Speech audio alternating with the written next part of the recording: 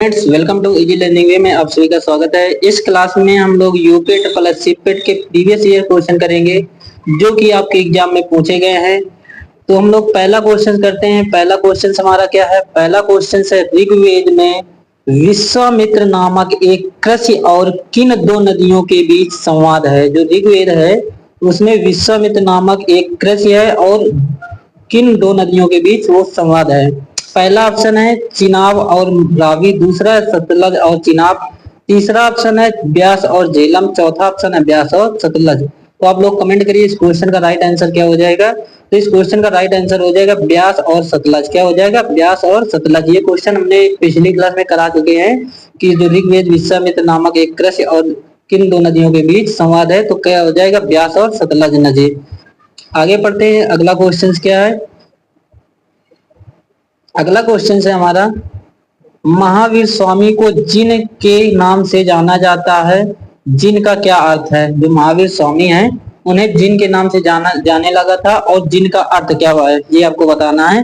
पहला ऑप्शन है भगवान, दूसरा है विजेता, तीसरा अहिंसक और चौथा है महान आत्मा। जो महावीर स्वामी हैं उसमें जिन का अर्थ क्या हो जाएगा? विजेता हो जाएगा। क्या हो जाएगा? इस क्वेश्चन का राइट आंसर हो जाएगा ऑप्शन नंबर दूसरा हो जाएगा, विजेता। आप लोग क्लास के साथ साथ कमेंट जरूर करते रहिए। कमेंट करेंगे तो आपको ये क्वेश्चन क्या हो जाएंगे? लर्न हो जाएंगे। अगला क्वेश्चन क्या है? अगला क्वेश्चन से, जैसा कि अशोक के शिलालेखों में उल्लेख किया गया है, मौर्य साम्राज्य में राजधानी पाटलिपुत्र और अन्य 4 प्रांतीय केंद्रों सहित 5 प्रमुख राजनीतिक केंद्र थे। निम्नलिखित में से कौन सा प्रांतीय केंद्र नहीं है? इन्हें ये बताना है आपको कि कौन सा प्रांतीय केंद्र नहीं है। पहला ऑप्शन है स्वर्णगिरी, दूसरा है तक्षशिला, तीसरा है इंद्रप्रस्थ, चौथा है उज्जैनी।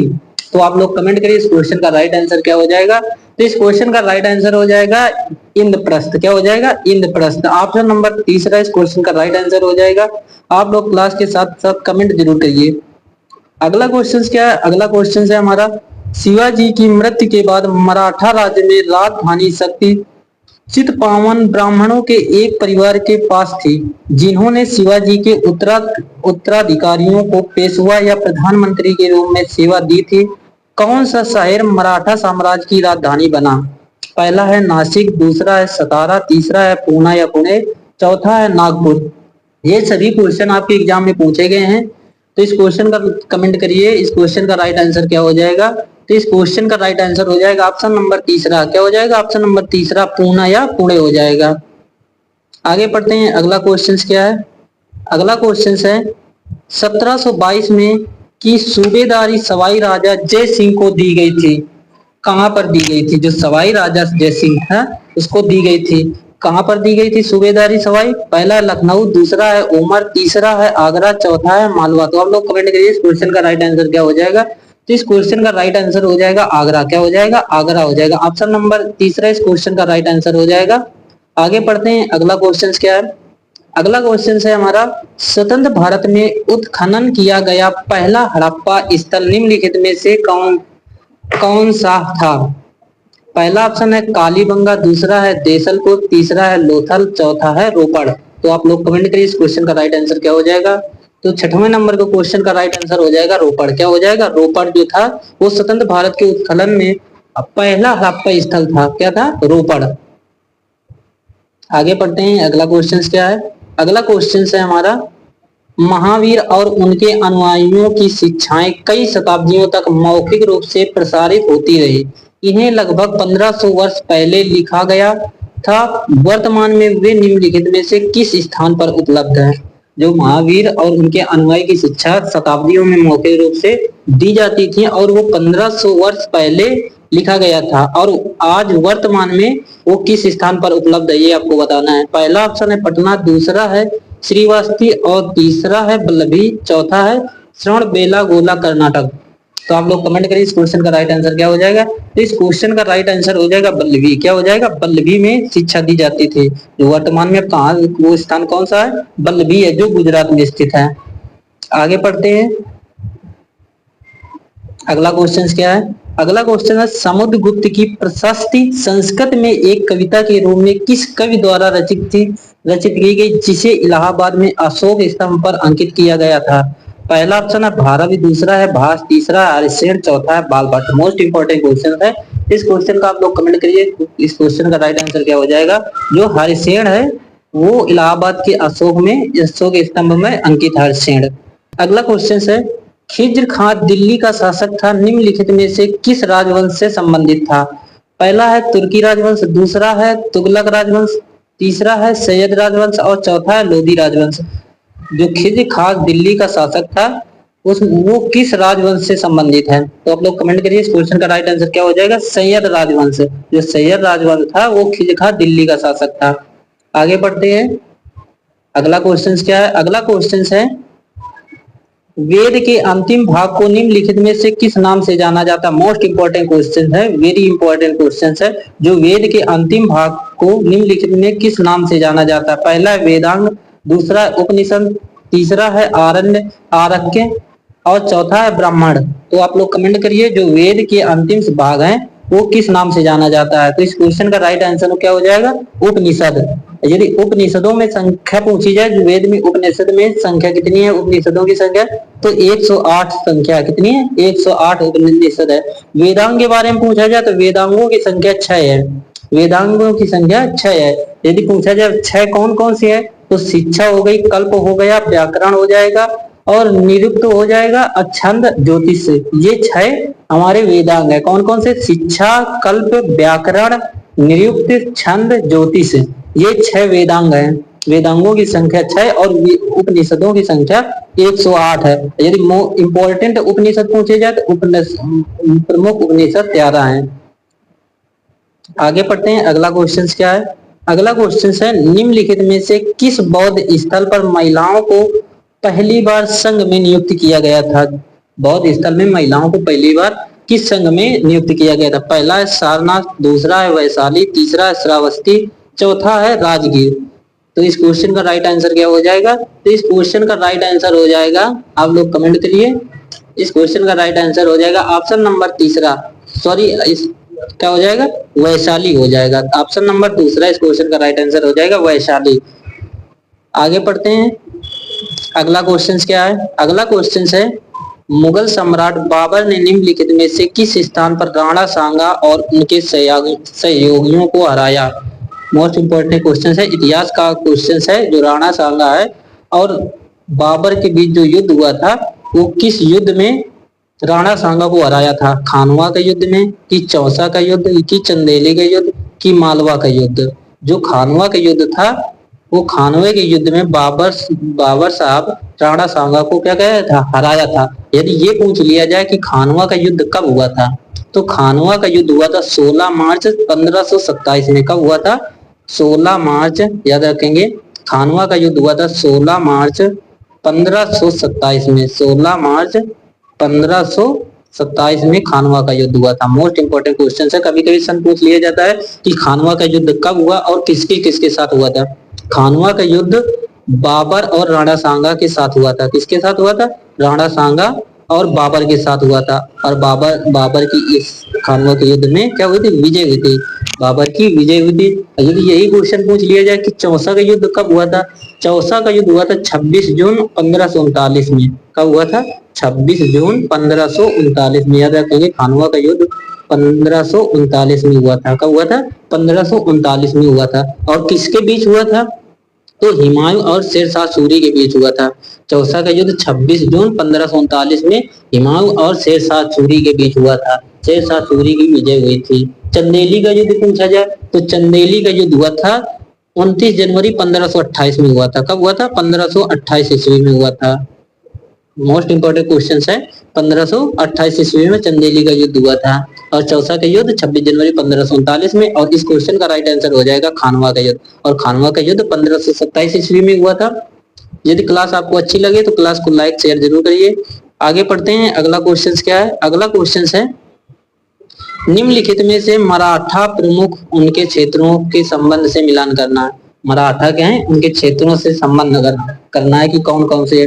पहला है, इसमें दिया गया है कि पहला क्या है, सिंधिया का संबंध ए से है, कि नागपुर होलकर का संबंध नागपुर से है, गायकवाड़ का संबंध उज्जैन से है, या कि भोसले का संबंध बड़ौदा से है। तो आप लोग को का सही संबंध जोड़ना है। तो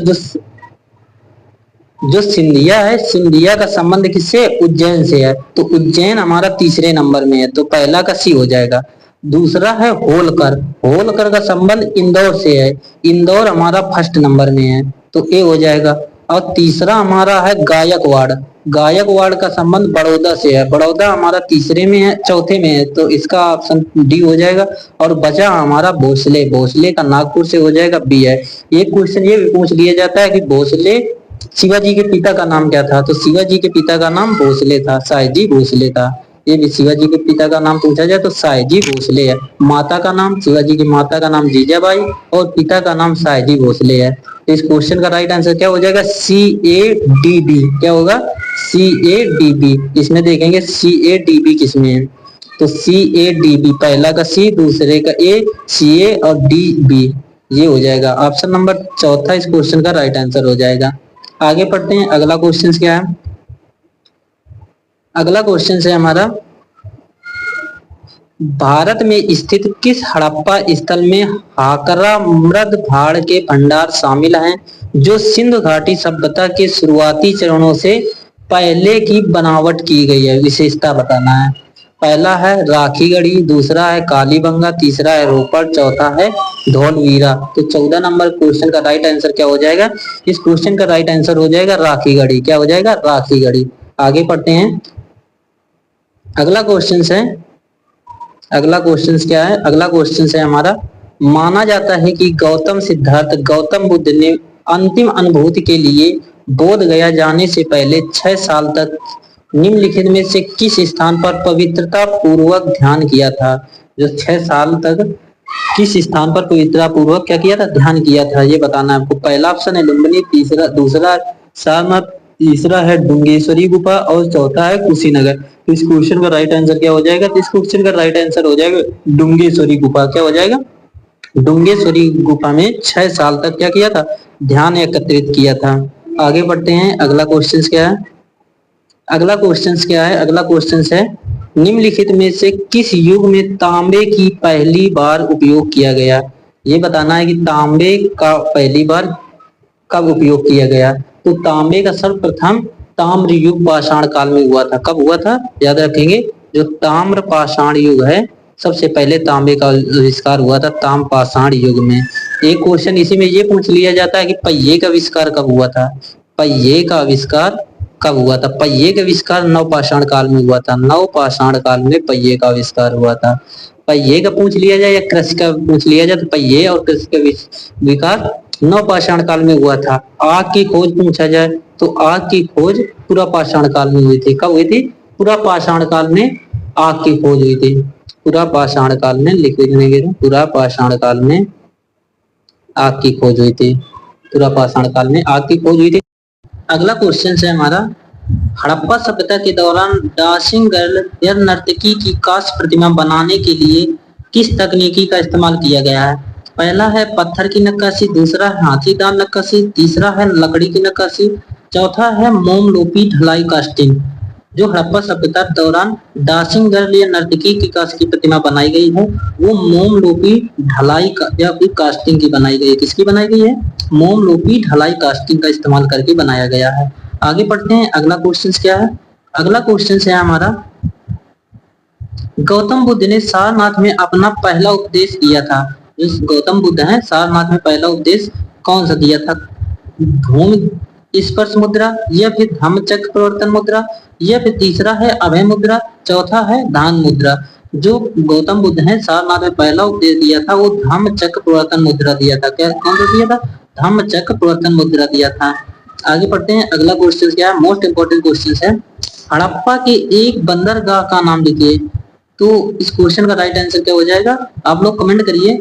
तो इस क्वेश्चन का राइट आंसर हो जाएगा लोथल। क्या हो जाएगा, ऑप्शन नंबर पहला इस क्वेश्चन का राइट आंसर हो जाएगा। जो लोथल है हड़प्पा सभ्यता का, वो एक बंदरगाह का है। क्या है, हड़प्पा लोथल जो है बंदरगाह है हड़प्पा सभ्यता का। आगे पढ़ते हैं, अगला क्वेश्चन क्या है, अगला क्वेश्चन है, मौर्यकालीन भारत के विवरण इंडिका के लेखक थे। मोस्ट इंपोर्टेंट क्वेश्चन है, बहुत इजी क्वेश्चन भी आप लोगों ने बहुत जगह पढ़ा होगा।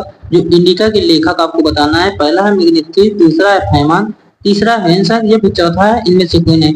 जो इंडिका के लेखक है वो मैग्नेस्कीज है। कौन से? मैग्नेस्कीज हैं। आगे बढ़ते हैं, अगला क्वेश्चन क्या है? अगला क्वेश्चन है निम्नलिखित में से कौन वह व्यक्ति है जिनका नाम देवना प्रियदस्ती था? मोस्ट इंपोर्टेंट क्वेश्चन है। जो देवना प्रियदस्ती है वो कौन से व्यक्ति हैं? पहला है मौर्य सम्राट चंद्रगुप्त, दूसरा है मौर्य सम्राट अशोक, तीसरा है गौतम बुद्ध, चौथा है भगवान महावीर। जो मौर्य सम्राट अशोक हैं उसका नाम क्या था? देवना प्रियदस्ती था। देवना प्रियदस्ती मौर्य सम्राट अशोक का नाम था। आगे पढ़ते हैं, अगला क्वेश्चन क्या है? अगला क्वेश्चन है निम्नलिखित में से कौन सी हर्षवर्धन की पहली राजधानी बताना है? हर्षवर्धन की पहली राजधानी कौन सी है? पाटलिपुत्र है या फिर थानेश्वर है या वैशाली है या मगध है? जो हर्षवर्धन की पहली राजधानी है वो थानेश्वर है। यदि वर्तमान में राजधानी इसकी पूछी जाए तो कन्नौज है। हर्षवर्धन की वर्तमान राजधानी कन्नौज है। जो पहली राजधानी थानेश्वर, इसको स्थगित करके कन्नौज बनाया गया है। आगे पढ़ते हैं, अगला क्वेश्चन क्या है? जैन धर्म का सबसे महत्वपूर्ण मौलिक सिद्धांत है। जैन धर्म का सबसे महत्वपूर्ण मौलिक सिद्धांत क्या है? पहला है कर्म, दूसरा है अहिंसा, तीसरा है वैराग्य, चौथा है निष्ठा। आप लोग कमेंट करिए इस क्वेश्चन का राइट आंसर क्या हो जाएगा। तो इस क्वेश्चन का राइट आंसर हो जाएगा अहिंसा। अहिंसा जैन धर्म का मौलिक सिद्धांत है। क्या हो जाएगा? अहिंसा। आगे पढ़ते हैं, अगला क्वेश्चन क्या है? अगला क्वेश्चन है निम्नलिखित में से किस शासक के दरबारी कवि हर्षेण है? हर्षेण किसका शासक के दरबारी कवि हैं? पहला स्कंदगुप्त, दूसरा है समुद्रगुप्त, तीसरा है कुमारगुप्त, चौथा है इनमें से कोई नहीं। जो समुद्रगुप्त हैं वो हर्षेण के दरबारी कवि हैं। कौन से? समुद्रगुप्त। आगे पढ़ते हैं, अगला क्वेश्चन क्या है?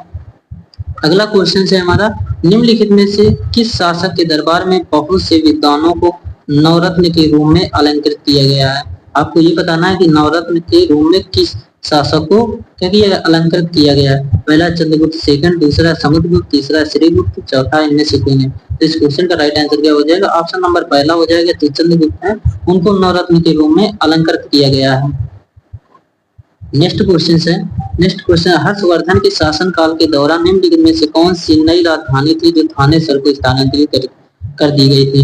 तो अभी हमने बताया था जो कन्नौज है हमारा वर्तमान में राजधानी है हर्षवर्धन की वर्तमान राजधानी कन्नौज है, जो कि थानेसर को स्थगित करके ये चेंज करके स्थानांतरित करके कन्नौज राजधानी बनाया गया है। क्वेश्चन है भारतीय इतिहास में धन्वंतरी कौन थे? आपको ये बताना है कि धन्वंतरी कौन थे। तो जो धन्वंतरी थे एक चिकित्सक थे। क्या थे? चिकित्सक थे। तो चंद्रगुप्त विक्रमादित्य की सभा को सुशोभित करने वाले प्रसिद्ध चिकित्सक धन्वंतरी थे। तो इस क्वेश्चन का राइट आंसर क्या हो जाएगा? ऑप्शन नंबर दूसरा इस क्वेश्चन का राइट आंसर हो जाएगा। आगे बढ़ते हैं, अगला क्वेश्चन है दिल्ली सल्तनत के निम्नलिखित राजवंशों में से किसने सबसे कम अवधि तक शासन किया? आपको ये बताना है कि सबसे कम अवधि तक शासन किसने किया था? खिलजी ने किया था, कि लोदी ने किया था, या सैयद ने किया था, या तुगलक ने किया था? जो खिलजी हैं वो सबसे कम तक शासन किया था। जो खिलजी हैं वो सबसे कम अवधि तक शासन किया था। इस क्वेश्चन का राइट आंसर हो जाएगा। आगे पढ़ते हैं, अगला क्वेश्चन क्या है? मोस्ट इंपोर्टेंट क्वेश्चन है शेरशाह सूरी का वास्तविक नाम बताना है कि शेरशाह सूरी का वास्तविक नाम क्या है? बरीद है या फैजल है या फिर फरीद है या फारूक है? जो शेरशाह सूरी का वास्तविक नाम है क्या है? फरीद है। मोस्ट इंपोर्टेंट क्वेश्चन है शेरशाह सूरी का वास्तविक नाम फरीद है। आगे पढ़ते हैं, अगला क्वेश्चन क्या है? अगला क्वेश्चन है अकबर की सफल भू राजस्व प्रणाली का श्रेय उनके निम्नलिखित में से किस श्रेष्ठ दरबारी को दिया जाता है? पहला है बीरबल, दूसरा है राजा मान सिंह, तीसरा है राजा टोडरमल, चौथा है खयाम। इस क्वेश्चन का राइट आंसर हो जाएगा ऑप्शन नंबर चौथा, राजा टोडरमल। तो आज के लिए इतने क्वेश्चन रखते हैं, मिलते हैं नेक्स्ट क्लास में। Bye bye, take care.